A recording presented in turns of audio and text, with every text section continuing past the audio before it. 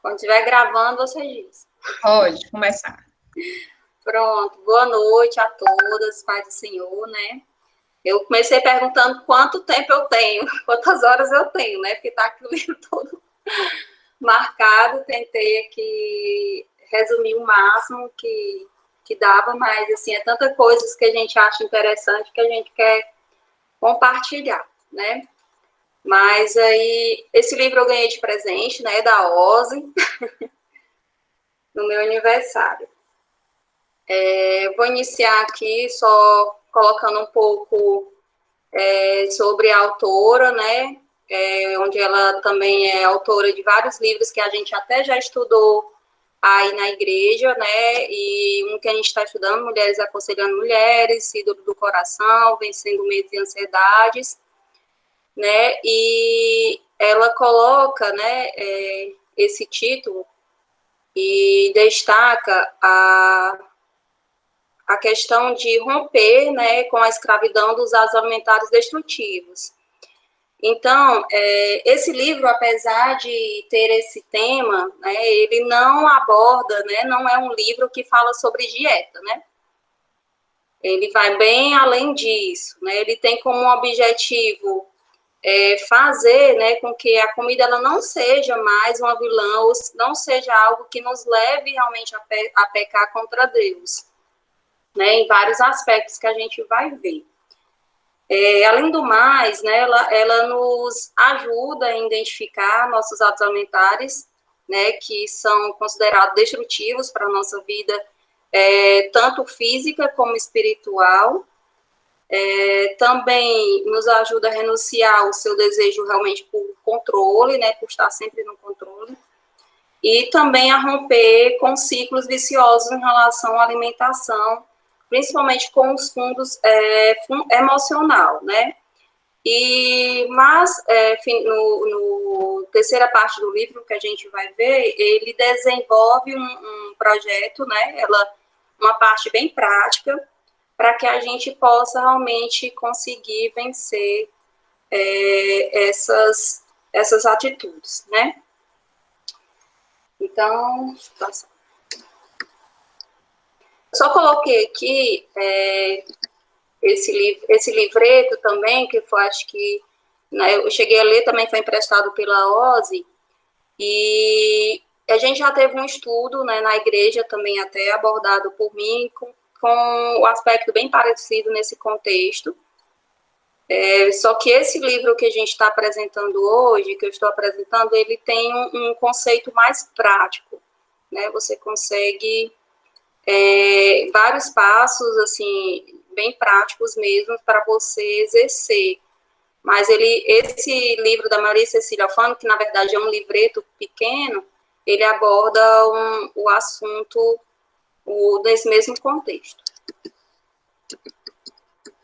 E aqui eu tenho o sumário, né, do livro, onde ela coloca aí todos os capítulos, né, cada termo que ela quer abordar. E aí eu tentei dividir o livro justamente em 3 partes, da forma que ela fez aí, para tentar deixar mais claro, né, e mais objetivo para a gente entender. Então, ela começa a primeira parte desse livro, né, quando ela coloca o primeiro capítulo com um objetivo renovado. Ela inicia, né, falando de nós, dos nossos pensamentos, dos nossos anseios, e aí ela começa falando de algumas histórias de algumas mulheres, né, que possuem distúrbios alimentares, né, e conta a relação dessas mulheres de uma maneira errada com a comida, né, e depois, no decorrer ainda dessa parte 1, ela fala do que realmente Deus deseja para nós. Então, de uma maneira bem rápida, e eu queria abordar esses transtornos, né, que seria, aí, no caso, a bulimia, que é o exagero de comida, né, e na sequência, essa pessoa, ela se sente culpada, induz ao vômito, ou então faz uso de laxantes, né, diuréticos, ou até mesmo um excesso de exercícios, né, porque ela ingere uma quantidade muito grande de comida e depois se sente culpada e vira esse ciclo. Tá muito rápido, gente? Ou tá bom? Vocês estão me ouvindo? Tá sim, Vanusa, tá bom. Pronto. Viu? Tá ótimo. Qualquer coisa, como eu não vejo o chat, assim, se vocês quiserem ir perguntando e colocando alguma coisa, vocês vão ajudando aí, viu? Que eu não consigo ver, certo? E aí o outro seria a anorexia, né? Onde a pessoa, né, que possui esse transtorno, ela provoca uma perda de peso muito rápida, né, por restringir o consumo de alimentos. E, ao mesmo tempo, né, ela vê sua imagem distorcida, né, ela se olha no espelho, ela tá bem magra, mas ela se sente gorda, acima do peso, né.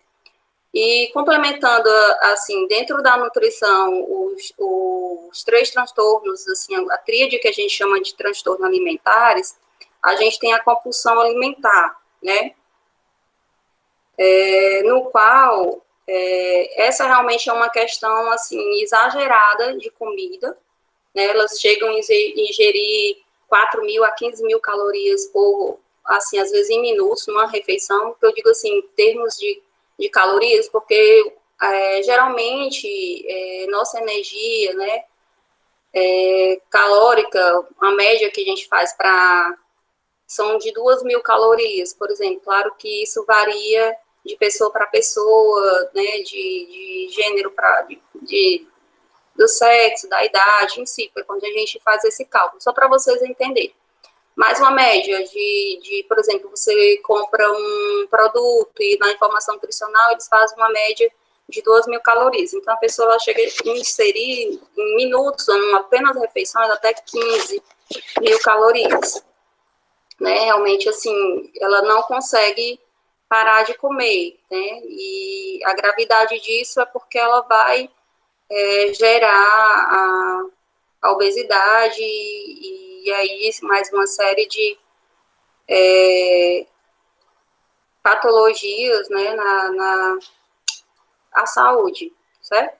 Aí eu trouxe outros não tão conhecidos, mas eu achei interessante colocar, mas também de uma forma bem rápida, né, que eu acho que não é conhecido de muitos, então achei interessante expor, que seria a ortorexia, né, que é uma obsessão por alimentos saudáveis, né, e puros, naturais. As pessoas, elas não querem se alimentar de que esse alimento, ele não seja realmente saudável, né, e, assim, algumas pessoas sofrem por isso, emocionalmente, né, buscam isolamento, e aí evitam até estar socialmente, né, em festas, em confraternizações, porque não conseguem se alimentar se não seja garantido que aquele alimento, às vezes, é preparado por ela mesma, ou seja, saudável.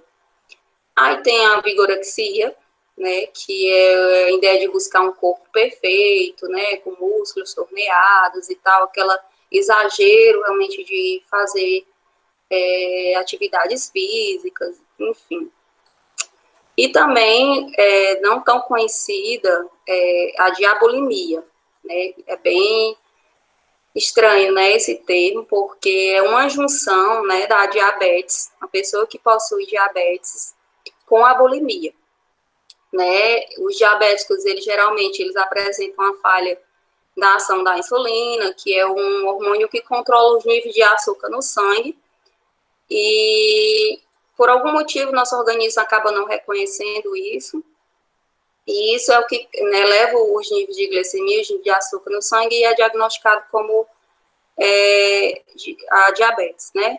Então, muitas pessoas, elas precisam fazer o uso de insulina para fazer o controle desses níveis no sangue, né? E então, a pessoa que possui esse transtorno, ela deixa, né, de aplicar de propósito esse medicamento com o objetivo de emagrecer, né? Porque uma das características também do tipo de diabetes, que ela causa esse emagrecimento, né? E a pessoa, às vezes, não tem ideia do risco que ela pode estar colocando, né, na sua saúde, porque a diabetes realmente é uma doença realmente bem complicada. E aí tem mais alguns aqui também bem diferentes, que seria o TARI, né, que é uma sigla para transtorno alimentar restritivo evitativo.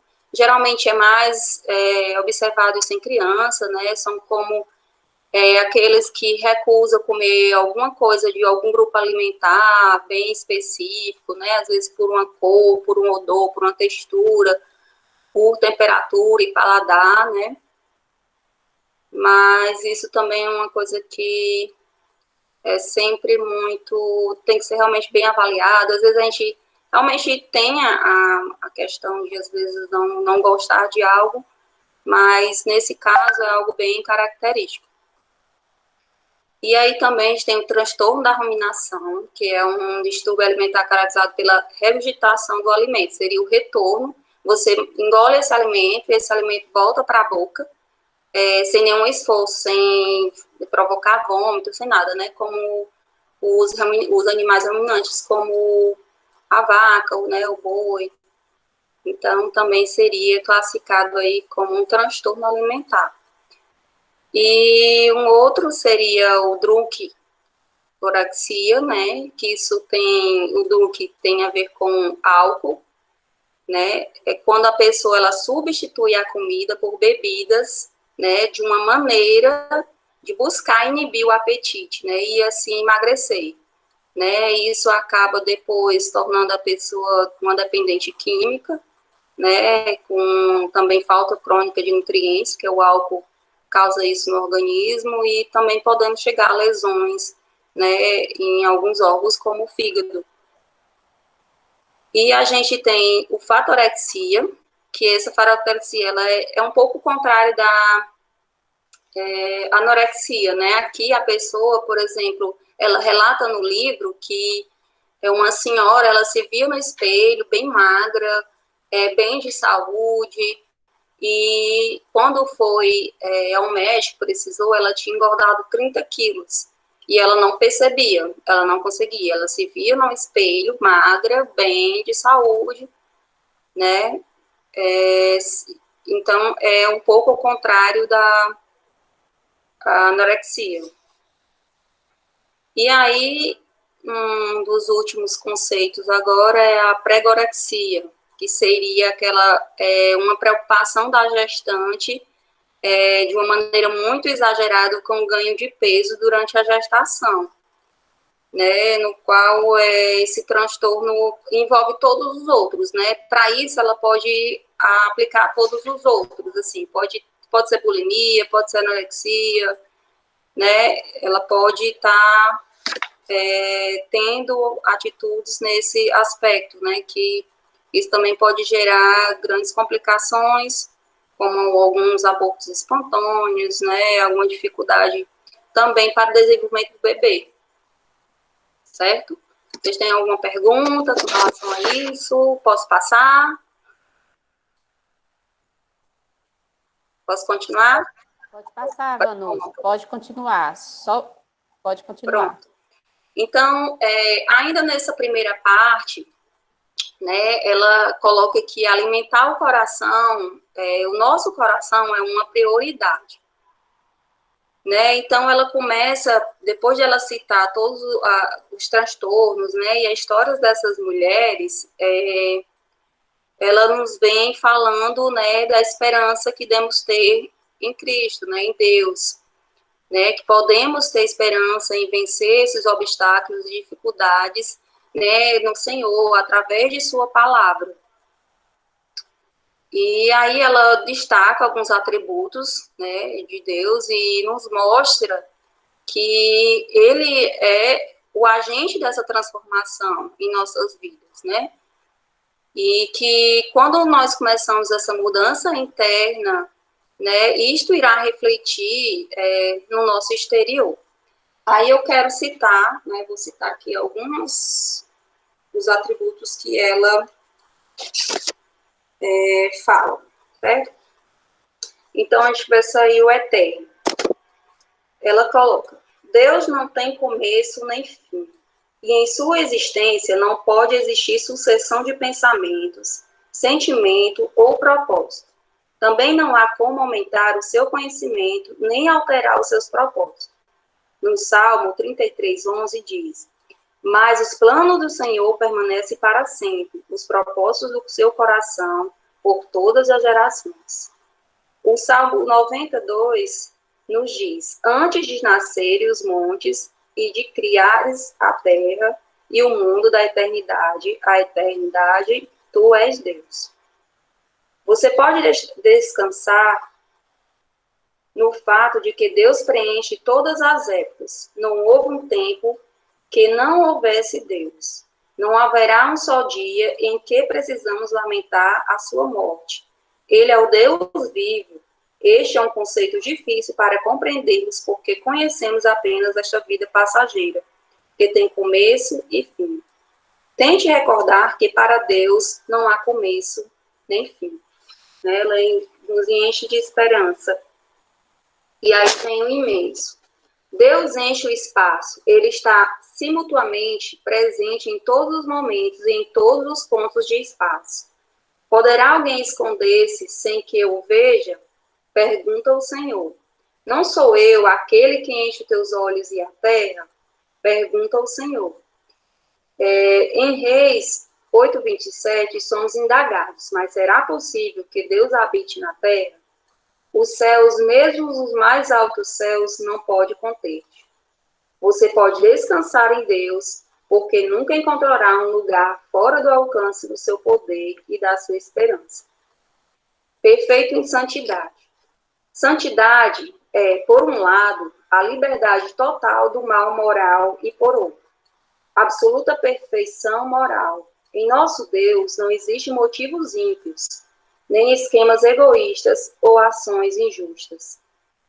Pense em 1 Samuel 2:2. Não há ninguém santo como o Senhor, não há outro além de ti, não há rocha alguma como o nosso Deus.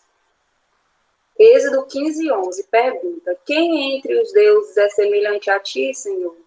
Quem é semelhante a ti?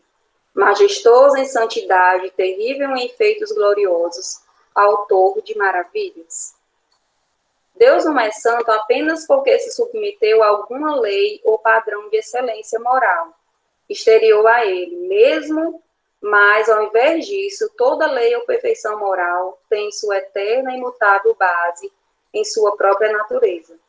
Deus é perfeitamente santo, completo, inteiro, perfeito e puro. E você pode confiar nele. Cada vez mais ela vai nos enchendo de esperança, com os atributos do Senhor. Perfeito em sabedoria e conhecimento. Deus é infinito em sua inteligência. Isto inclui a sua onisciência. Ele conhece todas as coisas. E sua sabedoria é absolutamente perfeita. Ó profundidade da riqueza, da sabedoria e do conhecimento de Deus. Quão insondáveis são os seus juízos, inescrutáveis os teus caminhos. Pleno de bondade. Essa bondade inclui benevolência, o amor e a misericórdia e a graça de Deus. A bondade de Deus se demonstra na disposição de promover a felicidade de seus filhos miseráveis, fracos e carentes. Toda boa dádiva e todo dom perfeito vem do alto, descendo do Pai das luzes, que não muda como sombras inconstantes. Veja como Êxodo 34:6-7 descreve Deus. E passou diante de Moisés, proclamando, Senhor, Senhor, Deus compassivo e misericordioso, paciente, cheio de amor e de fidelidade, que mantém seu amor a milhares e perdoa a maldade e a rebelião e o pecado. E ela coloca mais ainda. Se você é uma filha de Deus, nunca deve duvidar da bondade de Deus para com você. Ele deseja garantir a sua felicidade eterna. Quando digo que Deus deseja garantir sua felicidade eterna, você precisa entender o que eu quero dizer. quero dizer que ele quer ensiná-la que a felicidade eterna só pode ser encontrada nele, pois somente ele é a fonte verdadeira de alegria. Pleno de verdade. Vivemos em uma era em que aparece que perdemos o conceito de verdade. A verdade de Deus é sempre verdadeira.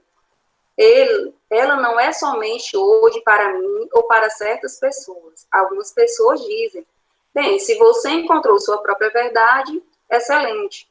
Só não pense que ela é verdade para mim também. Contudo, a comunicação de Deus conosco é sempre verdadeira, correta, válida e confiável.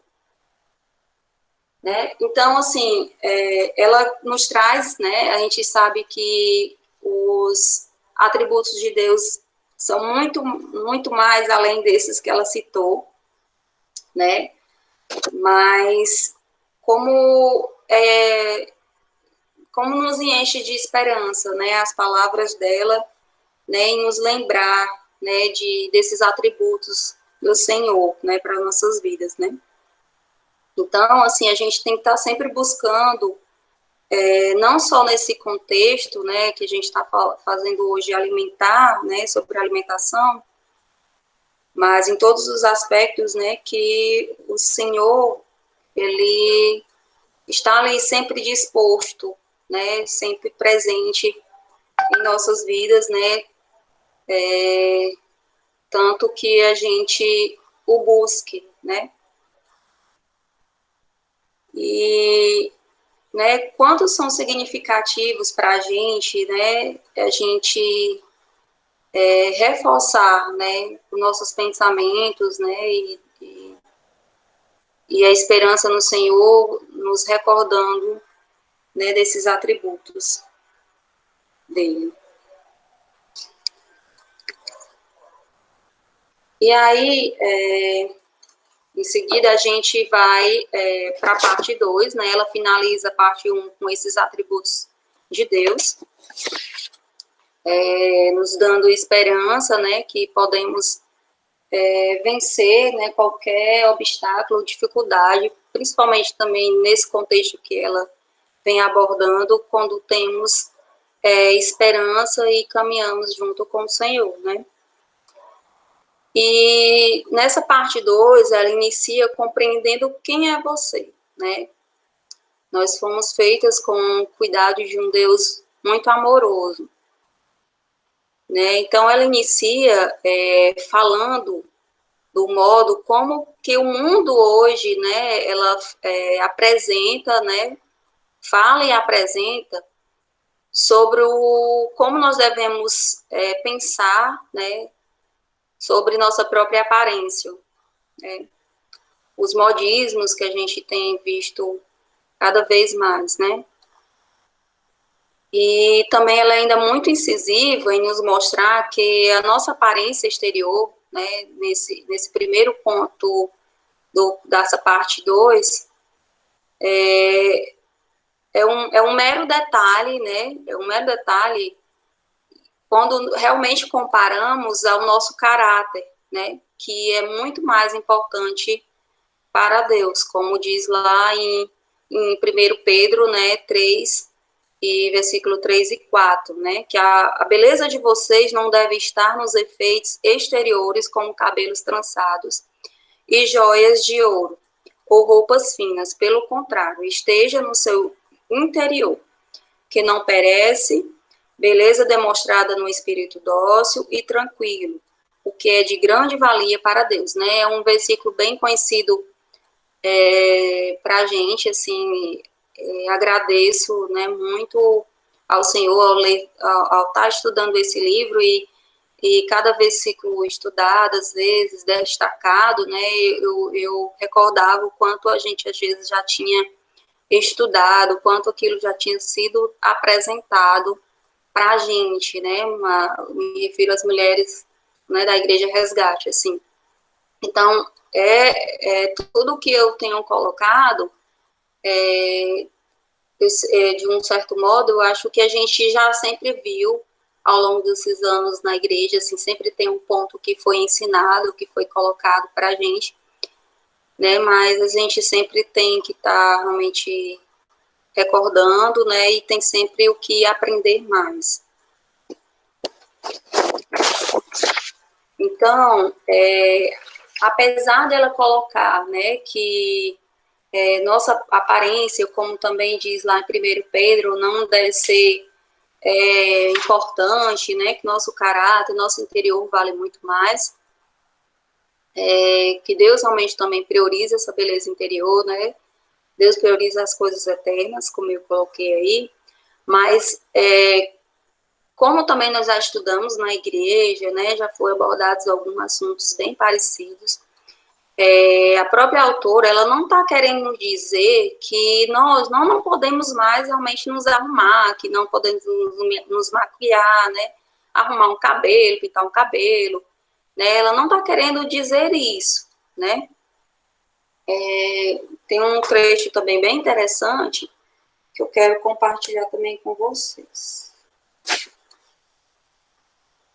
Que ela fala, é errado querer ser bonita, né? Ela pergunta isso aqui. Então, ela relata, vai ser um pouquinho mais longo que o outro.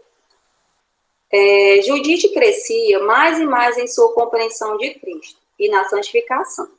Em um de nossos estudos, após a discussão sobre motivação correta, ela disse, mas eu realmente quero ser bonita. Não há nada de errado nisso, não é? Eu tive que parar para pensar, tem algo de errado em querer ser bonita? O que a Bíblia diz sobre a aparência exterior?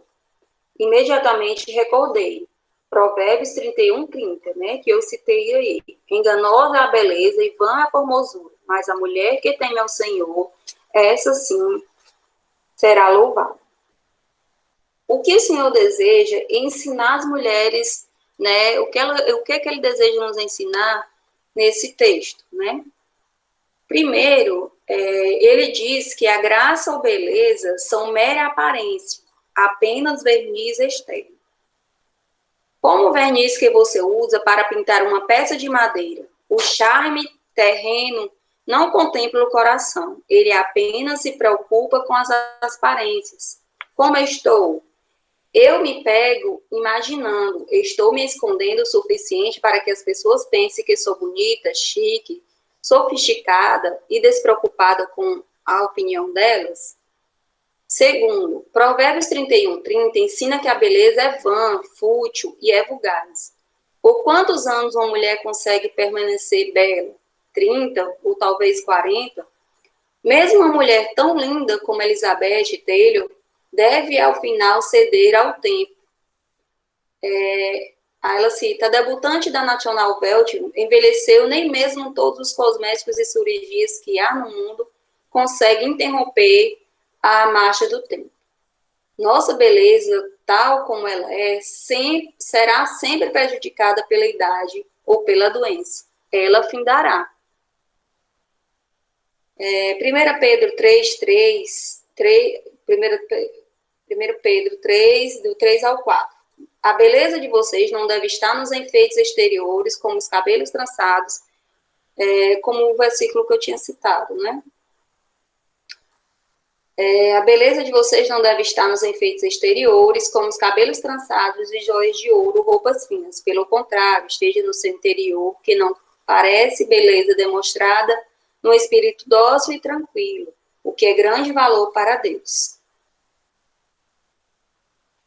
Né? E ela continua.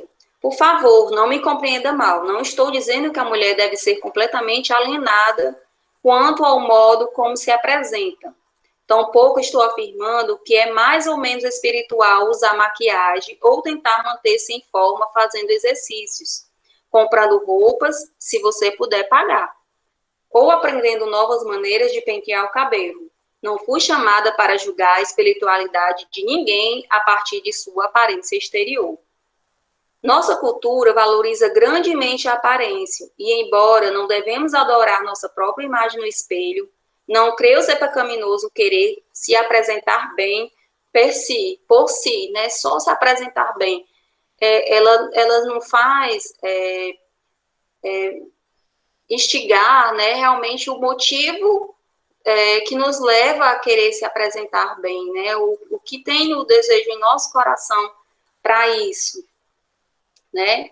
O problema é realmente sobre obediência e confiança. Você procura ser obediente quanto o uso do seu tempo e seus recursos financeiros. Se você está gastando muito do seu tempo consumindo em pensamento sobre sua aparência ou ficar parada na frente do espelho, tentando consertar algo que incomoda, deveria se questionar se suas preocupações com aparências não são uma prioridade maior do que deveriam. Você gasta uma porcentagem grande de suas finanças com seu cabelo, roupas, maquiagem, unhas e academia de ginástica? Você contrai dívidas em sua busca por beleza? Você confia que sua aparência pode fazer você experimentar paz e alegria ou controlar o seu mundo ou conquistar mais elogios?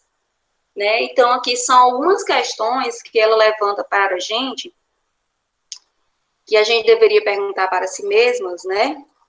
Porque ela coloca que ninguém, além de nós mesmos, né, podemos definir, né, entre o nosso coração o que é apropriado e o que é pecaminoso, né, porque vai realmente depender, né, muito da intenção do teu coração, né.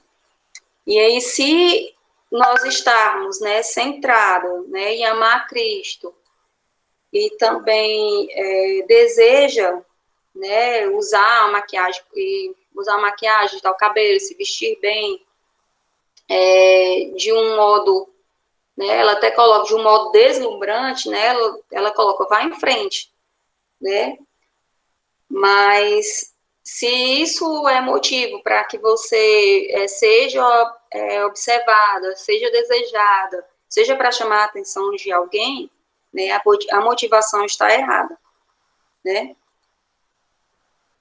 E aí a gente tem que reconhecer, né, que nós estamos tendo ações pecaminosas, né, e buscar ao Senhor para que nos ajude a enfrentar, né, esses pensamentos e essas atitudes. E aí, ainda na parte 2, né, deixa eu voltar. Ainda na parte 2, assim, ela continua ressaltando que Deus ele fez o corpo humano de uma maneira muito frágil, né? E assim o fez para quê? Para que a gente pudesse aprender a depender dele, né? E é por isso que a gente tem que ter um objetivo de cuidar dele, né? De cuidar do nosso corpo, querer realmente honrar o Senhor, né?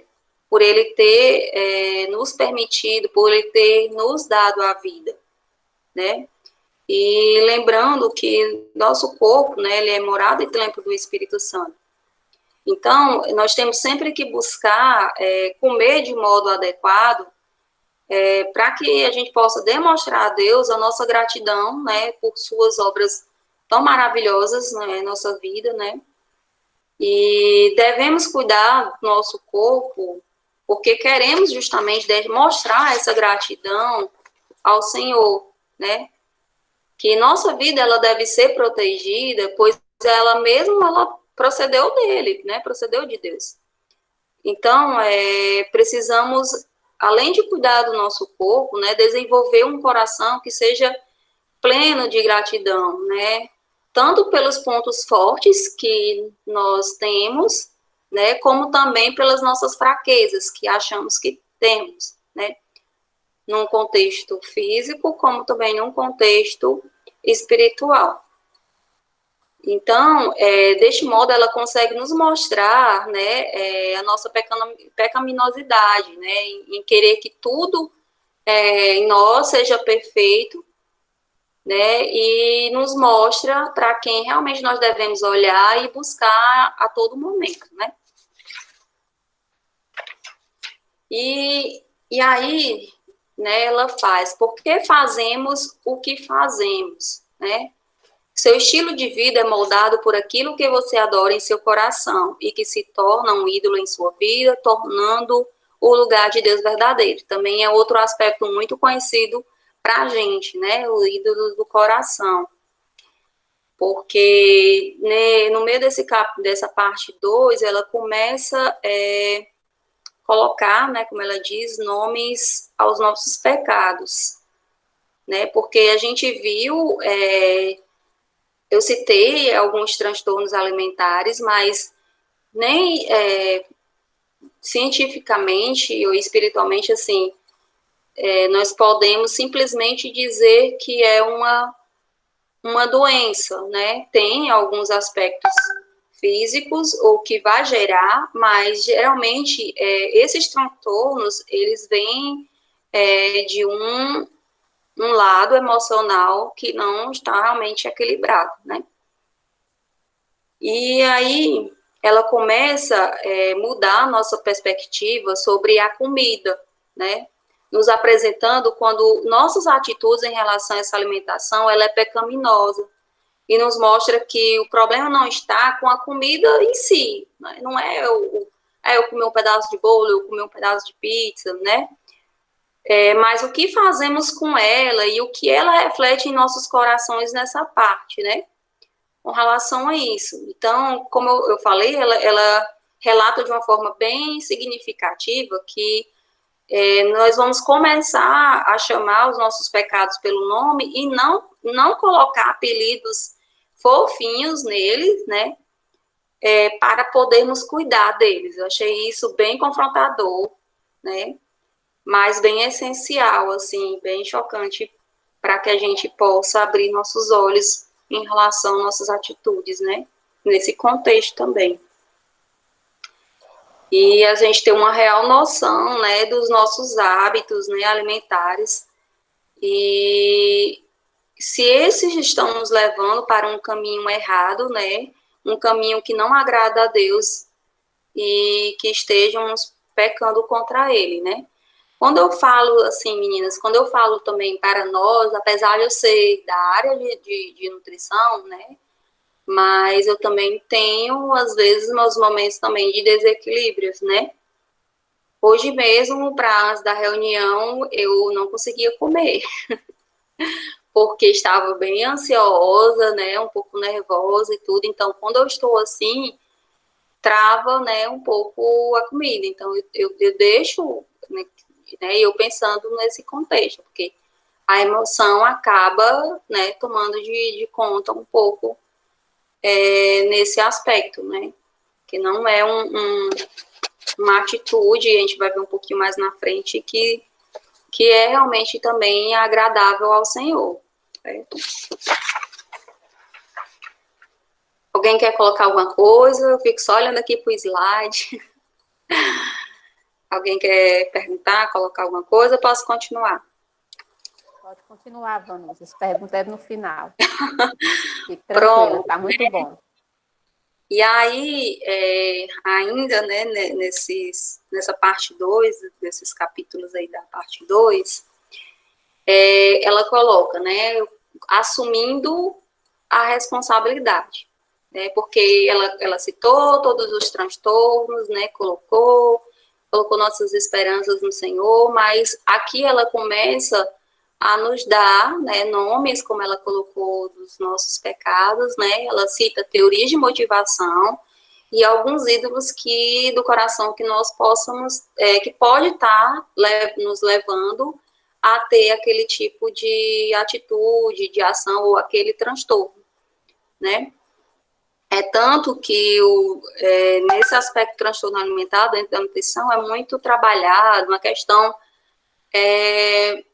psicológica, né? Muito, o psicólogo, enfim, o psiquiatra e tal, é muito trabalhado às vezes nesse aspecto. Mas caberia muito bem um aconselhamento bíblico, né? A gente vai ver aqui, certo? Então, ela começa aí citando algumas teorias, né? Algumas motivações, né? Que nos levam a ter um ato pecaminoso com o Senhor. Aí eu vou citar aqui, tá bom?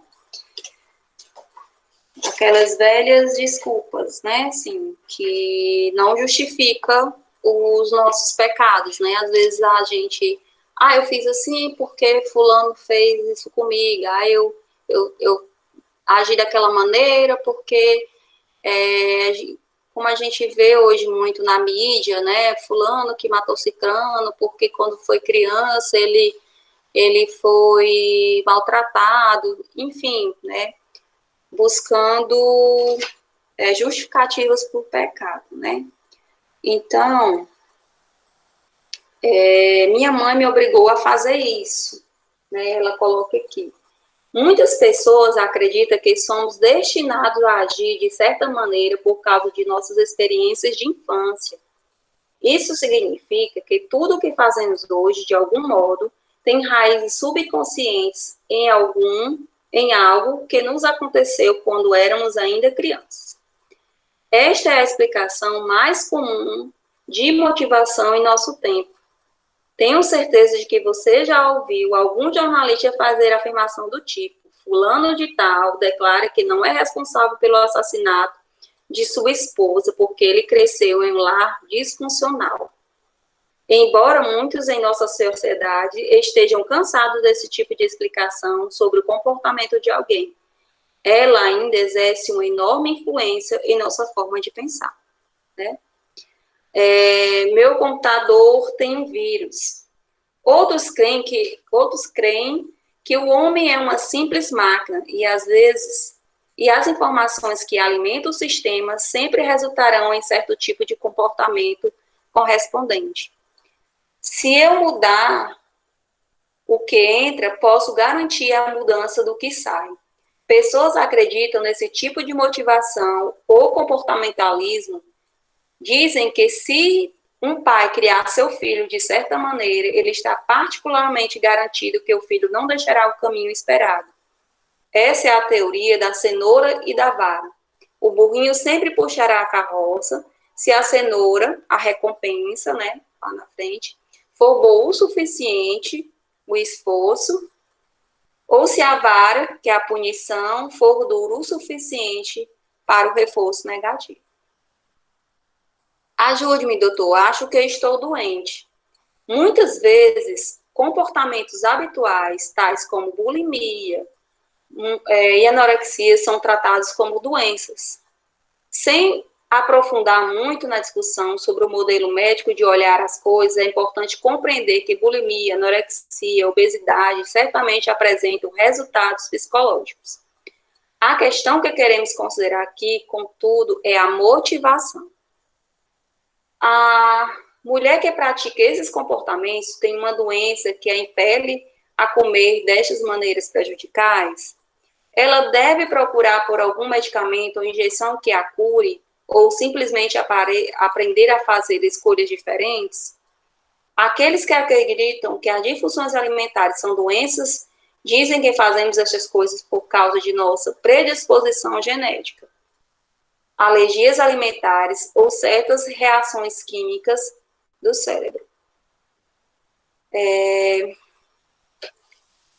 eu ver. Sinta a sua força interior. Nós vivemos hoje, né, numa era de espiritualidade. Note que não estou dizendo que vivemos em uma era cristã, mas em uma era de espiritualidade. Todos que nós rodeiam hoje são pessoas que acreditam que as filosofias orientais, o misticismo, detêm respostas sobre a motivação e comportamento saudável. Mesmo alguns cristãos creem que precisam descobrir o seu poder resistente interior, e então entenderão as instruções deste poder por meio da visualização, confissão positiva e energia redirecionada. Eles ensinam que se você luta com algum comportamento indesejado, é porque não está dando ouvidos ao seu guia interior, e você deve mudar sua energia por meio de confissões positivas. O diabo me obrigou. Existe um segmento de pessoas entre os crentes que acreditam que todos os pecados graves, comportamentos com os quais parecemos estar lutando sempre, são diretamente causados pelos espíritos ou demônios, né? Aquela coisa, o diabo sempre tem culpa, né? Sempre é culpa do diabo. Esses cristãos afirmam que uma pessoa que luta com dificuldades precisa participar de um culto de libertação ou expulsão de demônios, em que os espíritos da anorexia, glutonaria ou bulimia serão exorcitados. Mas será que os demônios realmente têm esse tipo de poder sobre os crentes? Eu não creio que este seja o quadro apresentado no Novo Testamento.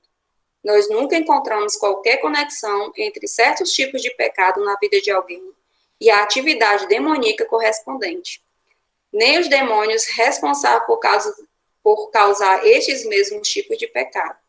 Em outras palavras, a Bíblia não apoia a ideia de existir demônio da cobiça, demônio da glutonaria e outros mais. O pecado não é identificado como resultado da demonização, nem a demonização está conectada com o pecado perpetuado. Eu não me amo o suficiente.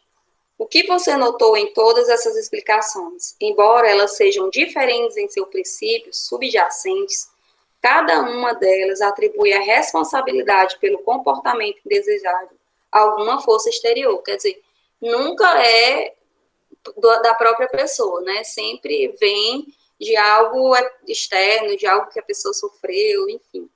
Né? Seus pais, o ambiente, uma doença, o bloqueio de fluxo de sua energia, o demônio, ou até a incapacidade de amar a si mesmo, normalmente provocada por seus pais.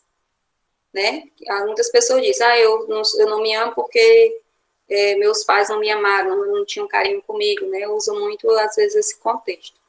Você não é responsável pelo seu comportamento, né? As pessoas ainda afirmam. Parece ser o manifesto de nossa sociedade, mas será que isso é ensinado pela Bíblia? Né?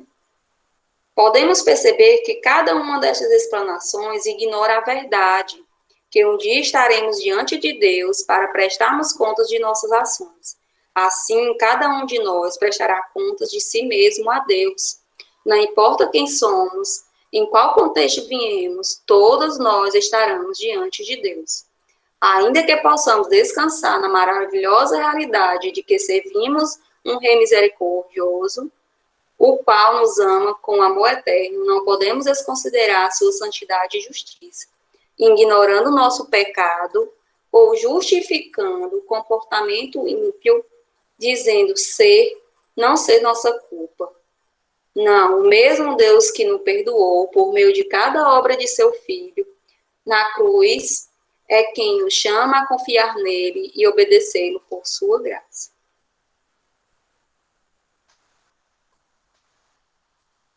Aí a gente vem aqui para os ídolos, né?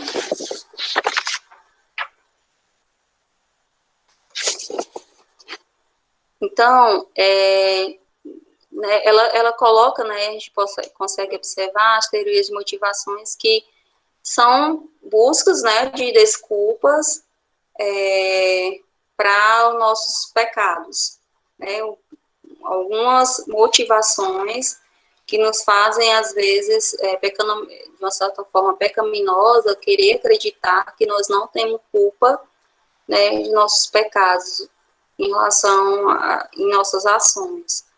Então, assim, alguns ídolos também eu citei aqui, o prazer pessoal, né, é acreditar que a comida em si, né, o prazer em comer é a sua única fonte de prazer, né, então tudo é motivo para comer, se está alegre, você vai comer, se você está triste, você vai comer, se o fulano está plantando, vai comer, enfim, tudo se torna um motivo para comer, né, e a pessoa se sente feliz, só sente prazer realmente se for realizando essa ação, né, comendo. O ídolo da perfeição, né, acha que ser perfeito, né, de uma certa forma, nesse aspecto mais fisicamente, é uma forma para resolver todos os problemas da vida. Às vezes a gente vê aí nas televisões uma atriz, uma coisa, fulana é tão bonita, é magra, isso, é aquilo, e acha que a vida dela é um mar de rosas, que ela é totalmente feliz, que tem um casamento feliz, simplesmente por esse aspecto, né? E nós já vimos também que isso é completamente enganoso, né?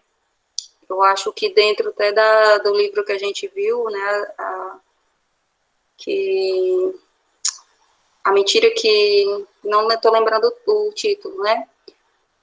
E eu sei que alguém me ajude. Mentira que as mulheres acreditam e a verdade liberta, isso. Né, que a gente já dá vários pontos que a gente, nesse contexto lá, né, que a gente às vezes acredita. Então, a questão de superioridade, né, às vezes, eu acho que não é meu caso, mas se sente melhor do que outras por talvez conseguir se alimentar melhor, por às vezes talvez ser mais magra, né, e fazer uma alimentação mais equilibrada, então acaba às vezes julgando um irmão, uma amiga, né, por ela ir comer determinado alimento, ou deixar de comer, enfim, né, ela acaba julgando do que ao invés de propor uma ajuda nesse aspecto, né? Porque, assim, a gente que é muito da área de nutrição, porque se alguém vê a gente numa pizzaria, vê numa sorveteria, você toma sorvete, você come pizza, né? E sempre tem esse julgamento. E eu, como profissional da área, eu evito muito, assim, nesse contexto, às vezes, eu não estou dentro do consultório e não estou ali para orientar, né, aquela pessoa, às vezes, eu estou na minha casa, meus irmãos, estou na casa da minha sogra, eles vão comer à vontade, eu não fico falando, não coma isso, isso aqui está errado, isso aqui, né, eu sempre tento muito me colocar, né, em qual local eu estou e não realizar realmente esse julgamento, né. A aprovação dos outros, né, que tem muitas pessoas, assim, que tudo, que o que influencia, o que estimula, né, essas pessoas é buscarem realmente elogios, né, estar sempre buscando a aprovação das outras pessoas, né, e não a de Deus, né, tá sempre ali pensando o que o outro tá pensando dela, o que tá achando, e nunca para pensar realmente o que Deus está achando, né, de nós mesmos. E também o ídolo do controle, né, porque quer estar sempre no controle, né, sem realmente, às vezes, esperar, né, a soberania do Senhor, né, porque tudo tem que ser da nossa maneira, do nosso jeito, né, quando queremos, na hora que queremos, né, fica um controle constante, né, às vezes dessa alimentação, né, fica uma dieta eterna, né, assim, parecido com a citação do transtorno que eu coloquei, justamente agora eu não falo, da ortorexia, né. E aí, né, ainda assumindo essa responsabilidade, ela traz aí uma vasta lista de perguntas, né, para poder finalizar essa parte 2 aí do livro, né, alguns questionamentos que nós devemos fazer para nós mesmas, para avaliarmos os nossos hábitos, né, alimentares, se eles estão de acordo com a vontade de Deus, ou se estamos agradando ou glorificando a Deus também nesse contexto. É muito interessante esse livro, vou falar um pouquinho também mais na frente, mas assim, ele é muito prático, né, então no final de cada capítulo, ele vem com um questionário para você realmente preencher. Hoje não é um livro que dá para emprestar, viu, se você realmente quiser praticar, porque ele tem vários pontos que você preenche, né, que realmente faz um plano de estudo bem interessante para que você possa realmente vencer, né, algo nesse contexto da alimentação que não esteja agradando ao Senhor. Né? Então, aí, quanto tempo vou gastar em frente ao espelho, quanto vou gastar de produtos de beleza, e quanto mais produtos de maquiagem eu preciso, que plano eu vou seguir para a alimentação, a quem estou querendo agradar, quero que as pessoas reparem na forma do meu corpo, me orgulho em alcançar o padrão da moda, meu coração está manso e tranquilo diante de Deus, ando desleixada em sinal de rebeldia, porque não é só também o aspecto de andar toda enfeitada, toda maquiada, mas o fato também de você não cuidar do seu corpo nesse aspecto, né, de simplesmente deixar aí na mão de Deus, Deus cuida de tudo, Deus tá aí, vou jogar minha saúde, tem um problema de saúde, mas eu não vou cuidar, Deus é que vai tomar de conta e tal, isso também, né, é um ato pecaminoso. Aquilo que eu escolho para comer prejudica a minha saúde, é um desperdício de dinheiro, posso comer esse alimento com gratidão, preciso desse alimento para cuidar do meu corpo ou saúde, a maneira que eu estou comendo glorifica a Deus, né? São alguns pontos que às vezes passa despercebido, né, pela gente nesse contexto alimentar. E aí ela inicia a parte 3 do livro, adotando métodos de Deus para a mudança. Justamente é a parte mais prática que ela relata no livro, né? Uma perspectiva correta da comida, o alvo certo, né? Portanto, que comais que bebais, ou façais outra coisa qualquer, fazei tudo para a glória de Deus, né? Então, o alvo certo que nós devemos buscar, né, mediante de tudo que a gente já viu até agora, é agradar ao Senhor, né, obedecer a sua palavra. Então, o alvo certo é nós estarmos glorificando e agradando a Deus também nesse contexto, né?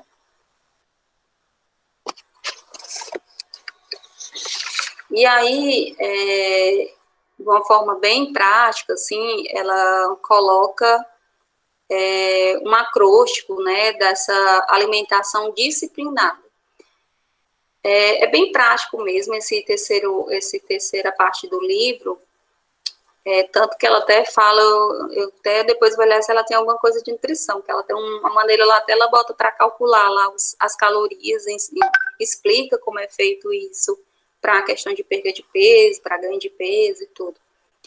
E o que eu achei mais interessante dentro dessa parte prática, ela usa essa alimentação disciplinada, né? Onde ela cita um acróstico de cada letra da palavra disciplinada, dando a estas, né, um significado e uma reflexão sobre aquilo que devemos fazer. Isso eu vou citar aqui também, tentar de uma maneira rápida. Eu não tenho noção de horário, que horas aí para vocês? Tá no tempo? 8h20. Eita, tá tarde. Mas tá terminando. Dúvidas. Vou tentar aqui ser bem... Primeiro aí, dúvidas, né? Eu tenho dúvidas por qualquer motivo, certo? Se posso comer este alimento sem pecar, uma vez mais, pode ser que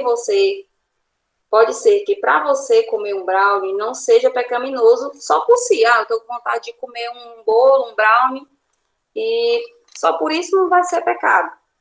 Mas se você acredita que estará pecando se comer, então não deve fazer. Eu vejo nesse contexto, por exemplo, uma pessoa que tem diabetes, né, diagnosticado, que ela não é controlada, sabe que se você for comer um doce ou algo assim, vai realmente prejudicar a sua saúde, né? Então, seria pecaminoso. Deixa eu ver.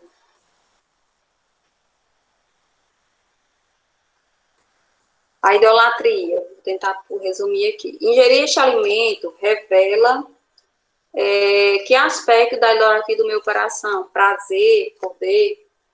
Eu posso fazer tudo o que quero ou um coração desejoso por prazer. Eu não preciso disso para me sustentar, mas eu adoro essa sensação de doçura e frescor.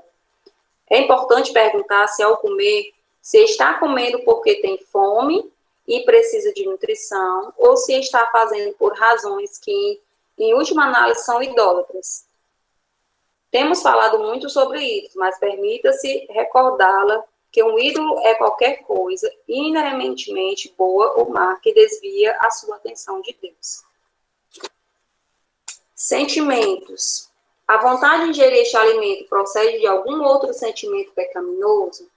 O desejo de comer isto procede de um coração que abriga ira, medo, frustração ou depressão? A ira diz, eu vou mostrar-lhe uma coisa, vou comer esse doce e você vai sofrer.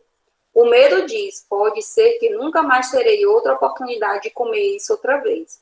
Ou talvez nunca mais eu tenha força suficiente para fazer tudo o que tenho de fazer. A frustração diz, trabalhei o dia inteiro hoje e mereço esse prazer. E a depressão afirma, estou tão para baixo que vou apenas comer isso. E quem se importa? Se você se entrega ao desejo de comer apenas porque está irada, de modo pecaminoso, temerosa, preocupada, frustrada, deprimida, esse pecado irá dominá-la. Se procedes bem, não é certo que serás aceito? Se todavia procederes mal, em que os pecados jaz a porta, o teu desejo será contra ti, mas a ti cumpre dominá-lo. Gênesis 4, 7. Cobiça. Vou comer este alimento porque vi outra pessoa fazendo e cobicei.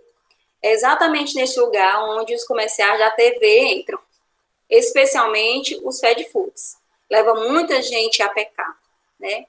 Esses comerciais são projetados exatamente para provocar em você o forte desejo por aquilo que você ver alguém comer. Então, a gente vai ter que começar a ter cuidado que a gente posta, né, no grupo das mulheres aí, para as vizinhas. Não se esqueça, seus olhos são um canal poderoso para a tentação. Incursão. Se eu comer este alimento, estarei criando um caminho para a incursão do pecado em minha vida? Por exemplo, eu sei que toda vez que eu como chocolate, isto abre uma porta para eu desejar mais e mais. E acabo comendo muito mais doce em muitos outros dias. Muito mais do que eu preciso para me manter saudável. Chocolate também contém muita cafeína. E eu preciso eliminá-la da minha dieta. Então, por causa da minha fraqueza nesta área, tendo em vista uma saúde melhor, é melhor que eu me abstenha completamente de comer chocolate. Desde que não existe nenhum mandamento para não comer chocolate e eu não preciso disso para me manter saudável. Ou demonstrar minha gratidão pela provisão de Deus. Posso me abster de consciência tranquila. Né? Aqui, ela ressalta bem essa questão também de você ter uma patologia e você não comer determinado alimento, mas você sabe que aquilo vai te fazer mal, né, de algum modo. Tenho gastrite, não posso estar tomando refrigerante, mas eu vou tomar porque eu quero sentir esse prazer, estou com essa vontade, e vai lá e toma, né, e depois está realmente sentindo mal, com dores, né, vejo nesse contexto. Ainda mais, assim, eu acho mais interessante também colocar aqui. Aqui existem alguns cenários adicionais. Há algum restaurante especial que você frequenta, onde acaba comendo demais, ou se vê extremamente tentada nessa questão? Quando você faz uma tijola de pipoca, perde muito tempo na frente da televisão? Se você come um salgadinho frito, isso lhe provoca desejo de se autogratificar, levando a comer descontroladamente outros tipos de alimentos salgados e gordurosos? Mesmo não sendo pecaminoso, você comer certo tipo de alimento, ou mesmo este não for proibido na sua dieta, você deveria comer se isso se tornar uma porta para outros pecados. Pelo contrário, revestivos do Senhor, Jesus Cristo, e nada disponhais para a carne no tocante às suas concupiscências. Romanos 13, 14. Pedra de tropeço. Se eu comer este alimento, isso provocará a queda de um crente mais fraco?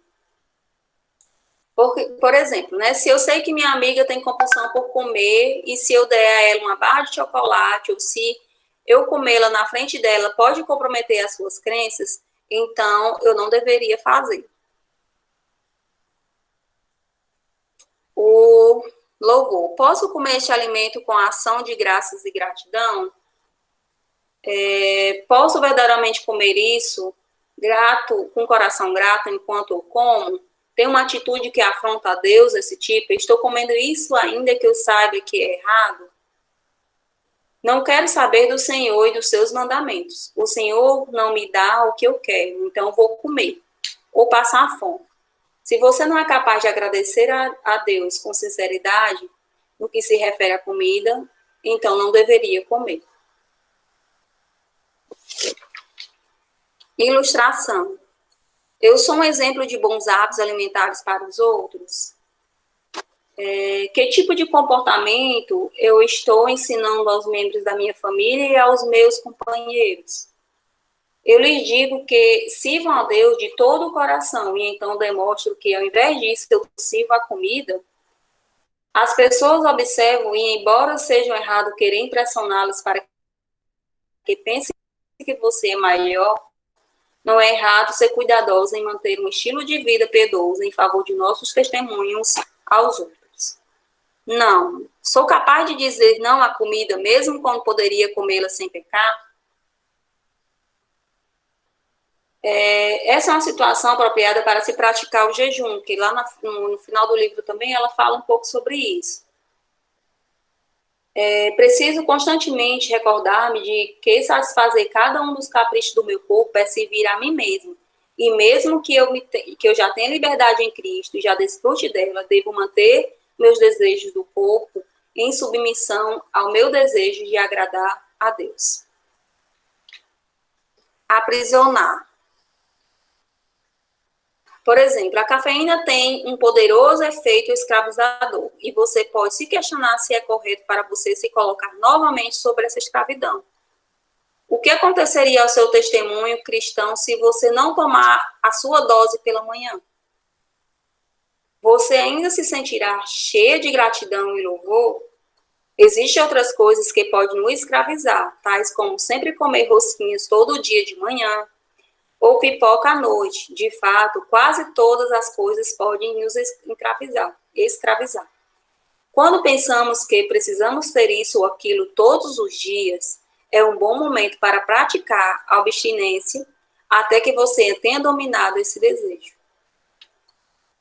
Desvio.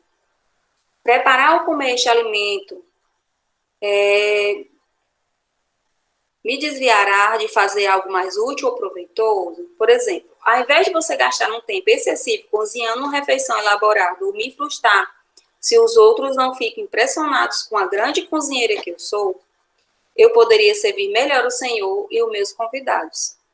Realmente, não importa se o molho ficou empelotado, alguém vai lembrar que você gastou horas cozinhando, ou se lembrarão de quão amável foi e gastou tempo servindo-os, conversando, orando e tendo comunhão com eles. Aliada.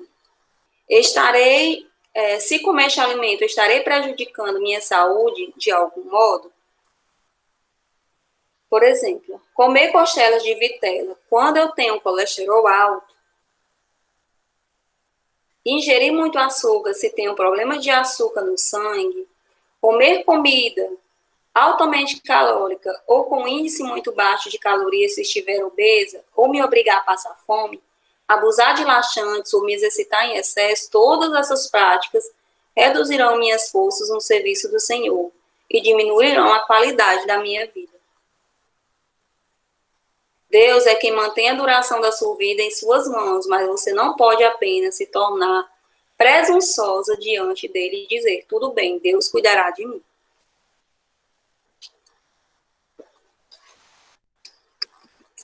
E aí, ela ainda coloca algo bem mais prático, né? Que ela coloca aí, pratique, que seria o ato realmente da oração, né? Que realmente orar nunca é demais, né? Que a gente possa cultivar o hábito de orar antes de comer a qualquer hora, não só naqueles horários principais.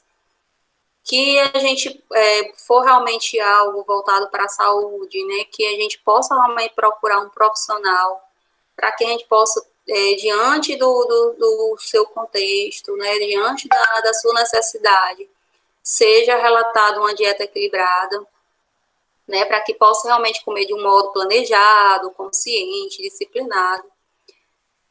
Dessa forma também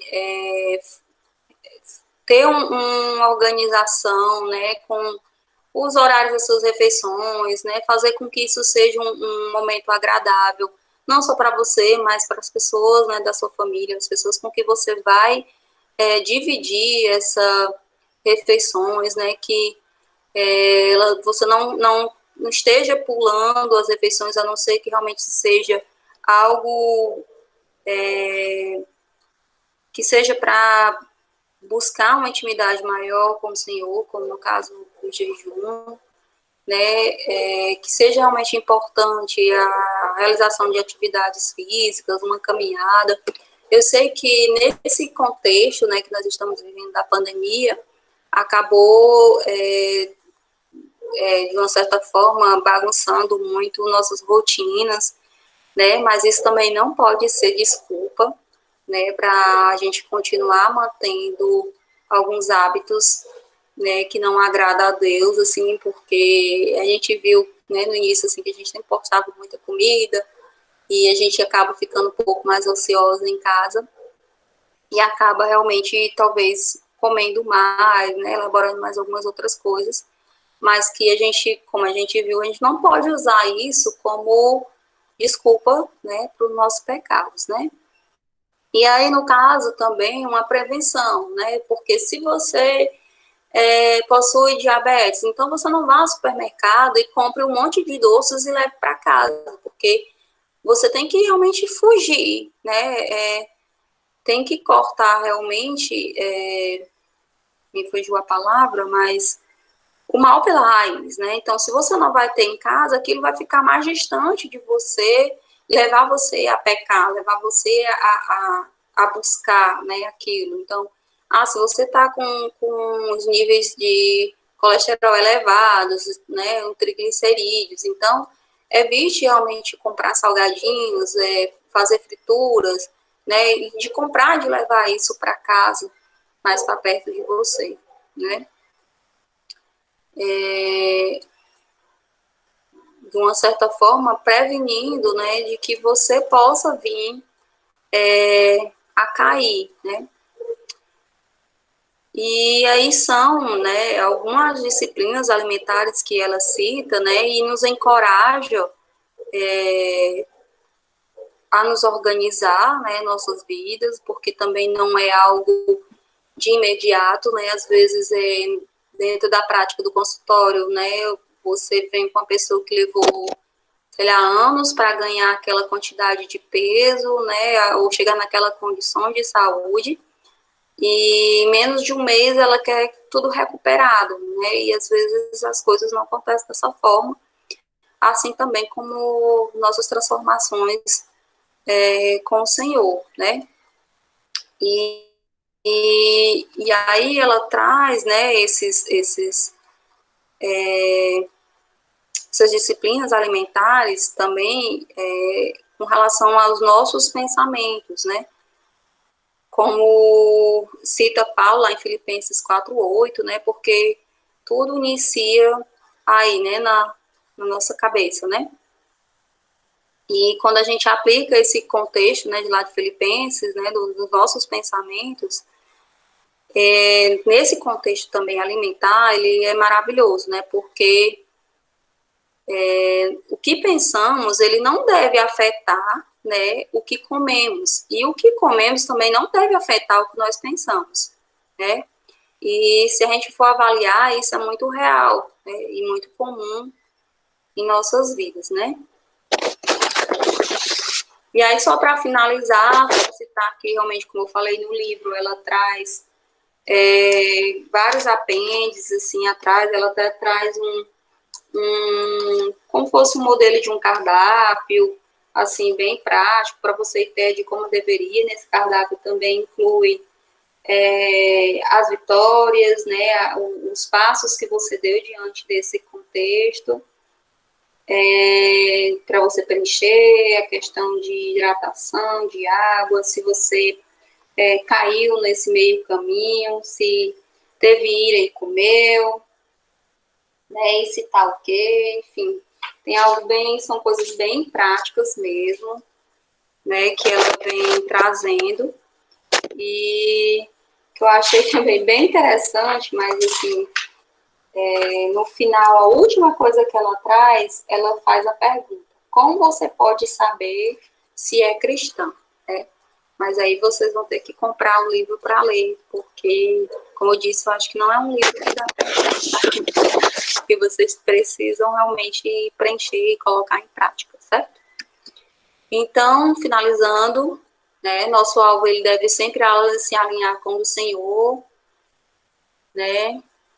Então, assim como Deus, né, a autora também, ela não está só preocupada em mudar nossa alimentação em si, mas sim os nossos corações, né, para que a gente possa realmente viver de forma que possa honrar e glorificar a Deus também através da nossa alimentação, né, e que devemos estar sempre engajadas, né, em transformar nossos corações, e isso é uma busca, né, durante nossa vida inteira, né?